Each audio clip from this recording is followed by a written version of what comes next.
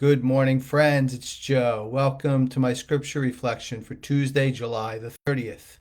Hope all is well with you today. I started off my day a little bit differently after I was doing my morning routines. I was thinking about taking the dogs for a walk. My initial thoughts were, oh, it's so muggy out, And then when I started the walk, it was invigorating. Yes, still muggy out, but when I see how happy they are to take that walk, a extra long walk, I will add, and it's just so fulfilling then, it can turn into something very beautiful. So that's a lead in, certainly, as I thought about that and I prayed over the scriptures, a lead in to our gospel reflection. So I will ask you to quiet your minds and hearts as we prepare to hear today from St. Matthew, chapter 13, verses 36 to 43. Jesus dismissed the crowds and went into the house. His disciples approached him and said, "Explain to us the parable of the weeds in the field." He said in reply, "He who sows good seed is the Son of Man. The field is the world, and the good seed the children of the kingdom. The weeds are the children of the evil one, and the enemy who sows them is the devil. The harvest is the end of the age, and the harvesters are angels. Just as weeds are collected and burned up with fire, so will it be at the end of the age. The Son of Man will send his angels, and they will collect out his kingdom and all who cause others to sin and all evildoers. They will throw them into the fiery furnace, where there will be wailing and grinding of teeth. Then the righteous will shine like the sun in the kingdom of their Father. Whoever has ears ought to hear."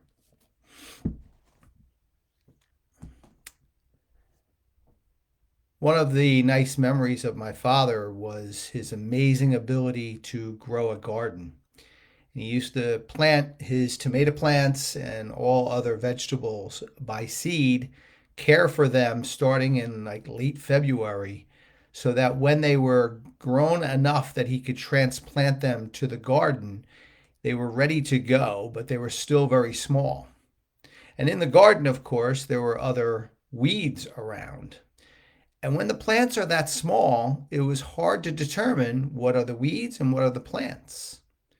I would often ask him, and by the way, I never really made it to the point where I grew a garden like he did, but I did learn a few things. One of the things I learned was how to determine what was a weed and what was a plant, even though it was very early on and it was a little difficult to see one from the other.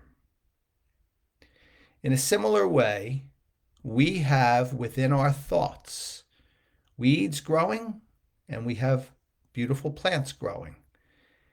And it's not for us to tear up the weeds immediately because they could turn into something positive. As long as we sprinkle them with the fertilizer that God gives us, which are his ways and the ways of peace and love and compassion. My intro story is an example, but there are so many others, aren't there?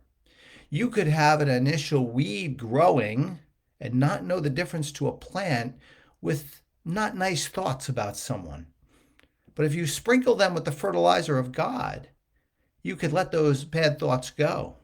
You could actually turn them into something positive, into a plant that yields positive things by reaching out to that individual. You could have weeds growing that are of ignorance, of things that you want to close your mind to. Okay, but maybe you sprinkle them with the fertilizer of God and you see what our four-legged companions go through in this world, and you make different choices so that you are growing beautiful plants that yield fruit. The point here, my friends, is that all of our thoughts can go one way or another. They can go towards weeds or they can go towards the beautiful yield. It's not up to us to immediately stop them. It's up to us to evaluate them. It's up to us to take that time we need in meditation and prayer, that time we need to self-develop, and that time we need before we act out on things, so that then we are sure that we are leaning towards all positive plants, positive yield, and things that nurture everyone with peace, love, and compassion. Well, my friends, that's my message for you on this Tuesday morning. As always, I hope it was helpful. I always welcome your comments and your thoughts. And as I always say, I appreciate you being here with me. Not sure when I will be back this week. It could be later in the week. I will see how the week develops. I'm still working on my overall plan, which will definitely highlight animal spirituality. I get the best responses to some of those videos. I get definitely more out of those for myself as well. There will not be a abandonment of the scriptures. I feel they are important and they work in so beautifully with animal spirituality. I'm just going to figure out a way to put them together nicely so that we all add value to our lives as well as the lives of all creation. My friends, I wish you all a wonderful Tuesday, and I'll see you back here soon.